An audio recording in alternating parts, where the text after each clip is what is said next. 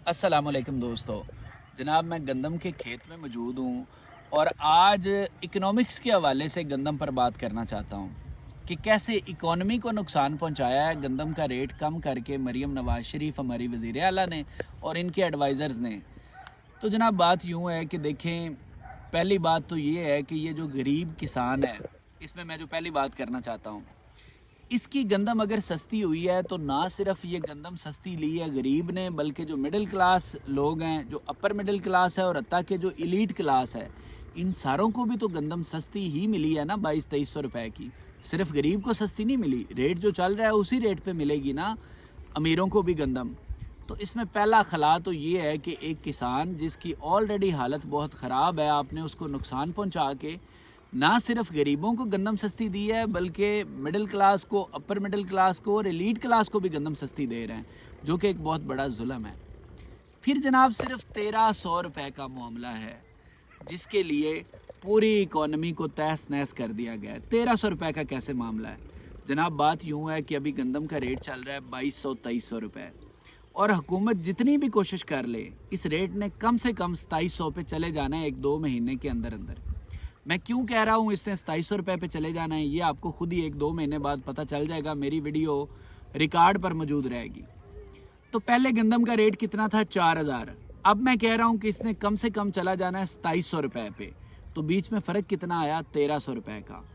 आप कहते हैं कि आप ये 1300 रुपये का फ़ायदा पहुँचा रहे हैं गरीब को, तो इस फ़ायदे से इसका नुकसान बहुत बड़ा क्या होगा पूरी इकोनॉमी को? इसका नुकसान ये होगा जनाब कि पहले जो किसान थे, जब ये गंदम बेचते थे तो जाके नई मोटरसाइकिलें लेते थे, गंदम बेच के ट्रैक्टर ख़रीदते होते थे, जो थोड़ा बड़ा किसान था गंदम का, गंदम बेच के जूते लेते थे, गंदम बेच के बाकी जाके शॉपिंग करते थे घर की। अब ये जो सारी शॉपिंग जहाँ से करते थे, उन दुकानदारों का जो सारा सिस्टम था वो किसान पर मुनहसर था। जिन इलाकों में ख़ासकर गंदम ज़्यादा लगती है, वहाँ पे सारी की सारी दुकानदारों की जो इकॉनमी थी वो डिपेंड किस पे करती थी? किसानों पे। आपने किसानों का सिर्फ सत्यानाश नहीं किया, आपने उन तमाम दुकानदारों का भी सत्यानाश किया है जिनसे किसानों ने गंदम बेच के जाके ख़रीदारी करनी थी। और कितने पैसों के लिए? सिर्फ 1300 रुपयों के लिए। 1300 रुपये मैं कैसे कह रहा हूँ, दोबारा थोड़ा सा इस बात को एक्सप्लेन कर देता हूँ कि ये जो एक आम ख़ानदान है, जो 5-6 लोगों का ख़ानदान है, वो महीने में सिर्फ 1 मन गंदम इस्तेमाल करते हैं। तो अगर 4000 रेट होता तो वो 4000 की लेते। अब ये रेट जैसे मैं कह रहा हूँ 2700 पे चला जाएगा, तो वो 2700 की लेंगे तो उन्हें फ़ायदा कितना होगा? सिर्फ 1300 रुपये का। इस 1300 रुपये के लिए आपने ना सिर्फ, मैं जिनकी पहले बात कर रहा था दुकानदारों की, उनके साथ ज़्यादती की है, बल्कि ये जिन लोगों को आपने गंदम सस्ती दी है उनके साथ भी आपने ज़्यादती की है। अब उनके साथ कैसे की है? सुनने वाले कहेंगे कि उनको तो गंदम सस्ती मिल रही है। ये जो गरीब लोग हैं पंजाब में, ये डिपेंडेंट ही किसानों और ज़मींदारों के ऊपर हैं। इनका सारा का सारा जो इन्हसार है वो है ही किसानों के ऊपर और ज़मींदारों के ऊपर, जिनको आप गंदम सस्ती देना चाहते हैं। वो कैसे है? वो ऐसे है जनाब कि बहुत सारे लोग, हज़ारों नहीं लाखों और करोड़ों की तादाद में जो लोग हैं वो मज़दूरी करते हैं खेतों में। तो वो मज़दूरी किन से लेते हैं? किसानों से। तो जब गंदम का रेट कम है या बाकी फसलों का रेट कम होगा तो उन्हें मज़दूरी भी कम मिलेगी। अगर रेट 4000 होता तो ये जो 1300 रुपये का फ़र्क है ना, ये 1300 रुपये तो किसान और ज़मींदार एक दिन में ज़्यादा दिहाड़ी दे देता गरीब लोगों को।